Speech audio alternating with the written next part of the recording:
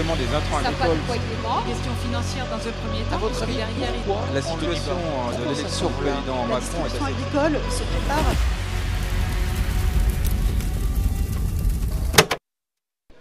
Mesdames, Messieurs, bonjour. Alors, de la coriandre, des aides bio et surtout des risques de dérive, c'est le thème que je vais poser, en fait, du débat avec Philippe Camburet, président de la FNAB.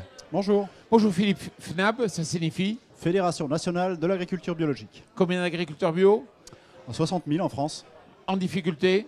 Alors ça, une grande majorité, c'est sûr. Parce qu'aujourd'hui, on vit une crise sans précédent. La preuve, c'est qu'on a perdu des surfaces bio l'année dernière. Ce n'était pas arrivé depuis des dizaines d'années. J'ai bien peur que ce soit la même chose cette année. Donc beaucoup d'agriculteurs bio en crise en ce moment, effectivement. Et on a besoin de mobiliser beaucoup de moyens publics pour sauver la filière bio. Parce que c'est quand même ça l'agriculture de l'avenir, quoi. Et en plus, le ministère qui, pour des raisons de lourdeur, de problèmes de logiciel, tout ça, a tardé sur les aides. Ça n'est où ça? Et bien voilà, le sujet c'est qu'aujourd'hui être en bio c'est cumuler les difficultés. Il y a une espèce de discrimination qui s'installe là dans le versement des aides bio. Moi j'ai des collègues qui attendent leurs aides bio pendant 1 an et demi, 2 ans. Heureusement, quand on saisit le tribunal administratif, le juge reconnaît la faute de l'État.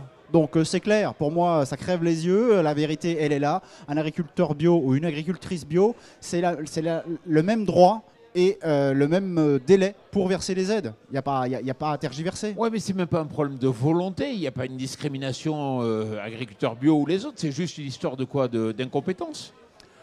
Alors incompétence, je vais pas faire le procès en incompétence des gens du ministère. On sait qu'on a beaucoup de gens qui ont à cœur vraiment de nous aider. Pour moi, c'est une question de moyens. Aujourd'hui, on a une PAC qui est très compliquée. On l'a voulu, cette PAC, au service de chacune et de chacun et faire quasiment du cas par cas. Parce que c'est important de soutenir l'agriculture dans des territoires qui sont très différents, sur des productions qui sont très différentes. Donc on l'a voulu une PAC très compliquée, très performante, très pointilleuse. Mais ça demande des moyens pour instruire.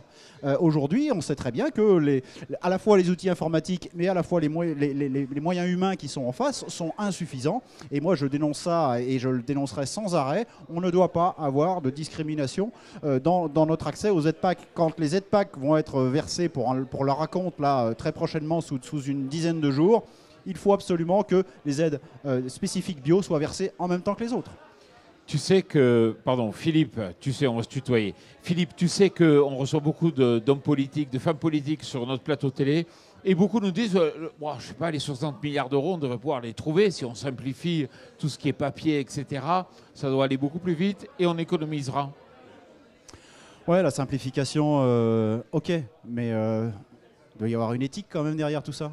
C'est de l'argent public qu'on va distribuer. La PAC, il faut se souvenir de ça. La PAC, c'est une subvention à l'aide d'argent public pour que l'alimentation soit accessible au plus grand nombre. Il faut faire un petit peu d'histoire. Ça veut dire rien de très compliqué. À la suite de la Deuxième Guerre mondiale, on a voulu de l'alimentation en quantité et disponible pour tout le monde. Donc on a donné de l'argent aux agriculteurs pour qu'ils contiennent leur prix et que les prix soient accessibles. Quand on achète une baguette de pain, on n'a pas idée qu'on n'est pas tout seul à payer. Nous, on donne une somme, mais il y a la PAC aussi qui donne en même temps que nous au boulanger ou à la boulangère. Donc, il y a une éthique. Cet argent, il faut le donner judicieusement, de manière rigoureuse et peut-être pas laisser justement des écueils comme ça. Donc, de temps en temps, on en parlera peut-être tout à l'heure, mais franchement, il y a des trucs qui tournent pas rond. Alors, on connaissait les vaches en Corse qui se baladent sur la plage. On connaît peut-être des survalorisations des hectares en montagne. Et je découvre qu'il y a de la coriandre, des aides bio et des risques de dérive. C'est quoi la problématique?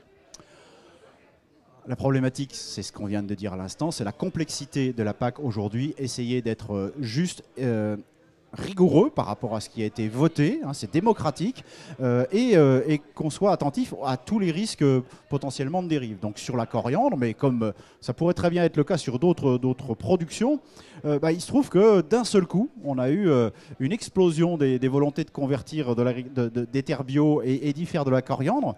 Mais franchement, il n'y a pas de marché derrière.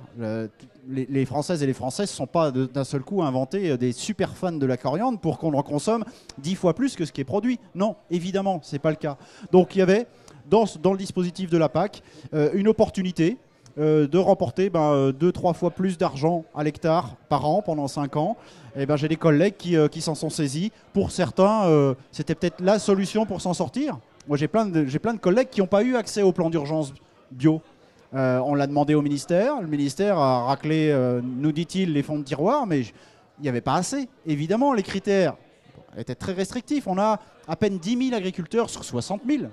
10 000 sur 60 000 qui ont eu accès à ces aides d'urgence. Donc ça prouve bien que sur tous les autres, sur les 50 000 qui restent, il y avait encore des gens qu'il fallait sauver. Donc certains y ont eu accès et moi, il n'y a pas de problème. Des jeunes agriculteurs qui sont en train de démarrer leur carrière, s'ils y ont eu accès, il n'y a pas de problème. Par contre, des gens qui sont en conventionnel par ailleurs, qui ont 200, 300, 500 hectares par ailleurs, qui vont faire leur petit champ de coriandre là dans le coin parce que ça gagne beaucoup plus que le reste, qui vont même pas s'embêter à récolter, qui vont juste broyer et encore leur coriandre. Donc c'est de la destruction même du travail qui a été fait, c'est du gaspillage de semences.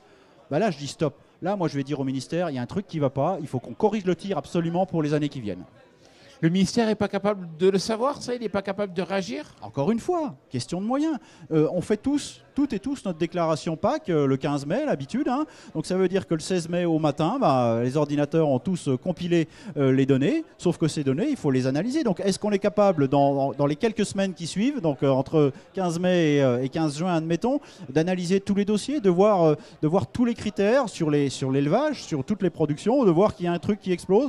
Moi aujourd'hui, je pense pas. Je pense qu'il faut justement mettre les moyens en face pour qu'on ait des indicateurs et que très vite on aille dire aux agriculteurs attendez, là c'est pas possible, l'enveloppe elle va être consommée très rapidement, elle a été fixée dès le départ et on ne pourra pas vous donner ce à quoi vous attendiez. Voilà ce qu'il faut dire. Il faut instruire très rapidement les dossiers. Alors, je te suis, mais je sais que ça ne va pas réagir de suite. Vous êtes prêt, après en avoir parlé plusieurs fois dans des communiqués de presse, alerté, bon, vous sentez que ça ne réagit pas trop. Enfin, nous, on en parle là, on en parle peut-être dans certains médias. Ça ne réagit pas. Vous êtes prêt jusqu'à une action en justice? On n'en est pas là. Je pense qu'il y a bien d'autres solutions avant d'aller en justice. L'action en justice, c'est pas forcément un gage de temps gagné. Ouais. Voilà, malheureusement, on l'a vu sur d'autres sujets, donc ça nous emmène peut-être beaucoup plus loin. Là, il y a déjà des propositions qui ont été faites dans certaines régions, justement pour plafonner, mais plafonner de manière avec du sens, quoi. En Occitanie? En Occitanie, notamment. Donc dire, ok. Pour pas tout changer, on ne met pas le plafond qui était prévu pour les autres cultures de ce type-là, on met un plafond différent pour cette année. Bon, je trouve que ça va dans le bon sens. Voilà, la solution, je pense qu'elle est là, elle est dans le compromis, à condition qu'on ait le budget en face et qu'on se mette tous d'accord et qu'on soit consultés, nous agricultrices et agriculteurs, les professionnels. Et quand tu me dis que le ministère n'est pas capable de réagir à court terme, et quand tu me dis que la région est capable de plafonner, on peut l'espérer comme en Occitanie, ça veut dire que aujourd'hui, il y a un gros machin d'un côté et un local, une institution locale qui est capable de plafonner, de réagir et d'être un interlocuteur pour les filières?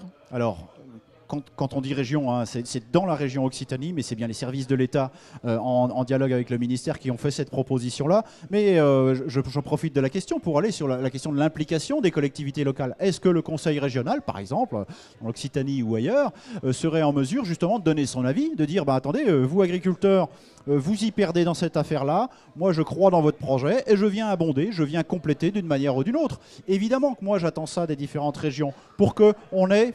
Au-delà de la PAC qui est européenne, avec ses deux piliers, au-delà de la déclinaison nationale avec le plan stratégique national, eh bien pourquoi pas qu'on ait justement une déclinaison régionale. Alors attention, il faut être prudent, il ne faut pas que selon qu'on soit du bon côté ou du mauvais côté de la frontière entre deux régions, il y ait des choses complètement différentes. On sait que ça c'est arrivé, il ne faut surtout pas aller là-dedans. Mais pourquoi pas que les régions, s'il y a une région qui dit je crois dans la coriandre, eh ben pourquoi pas. Sauf qu'il ne faut pas que ça aille induire. Et je vais aller plus loin, Philippe. Toi, tu représentes la FNAP, les agriculteurs bio en difficulté, qui sont pénalisés par ces conversions, on va dire, d'un soir.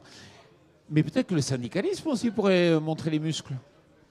Alors, je crois qu'il a commencé déjà à les montrer. On a vu ça à plusieurs reprises. C'est un sujet de désaccord en ce moment. Enfin, tu as suivi comme moi l'actualité depuis bientôt près d'un an. On a bien vu qu'il y a beaucoup de sujets. Et ce sujet-là, ça touche justement quelque chose d'emblématique. Un montant d'aide, la PAC, tout ça c'est mis du côté de la paperasserie, de la réglementation, les normes et compagnie. Tout ça c'est dans le paquet qui énerve en ce moment. Donc évidemment, les syndicats, pour certains, se sont prononcés. Je pense que ça peut être un sujet, évidemment, à monter et de dire que que l'État peut-être est pas au rendez-vous. Moi je dis, encore une fois, pas une question de compétence ou de mauvaise volonté, une question de disposer de suffisamment de moyens pour qu'on puisse instruire les dossiers PAC en temps et en heure. Philippe Camburet, merci beaucoup. Je rappelle que tu es président de la FNAB. Merci d'être venu sur TV Agri pour dénoncer la coriandre, pas seulement, surtout les aides bio, pas seulement, mais surtout les risques de dérive liés à ces pratiques. Voilà, et puis surtout, merci à vous. Plus largement des intrants Ça n'a pas de agricoles. poids de paiement. Question financière dans un premier temps. À votre parce que avis, derrière, pourquoi la situation de l'élection du président La Macron est distribution assez agricole se prépare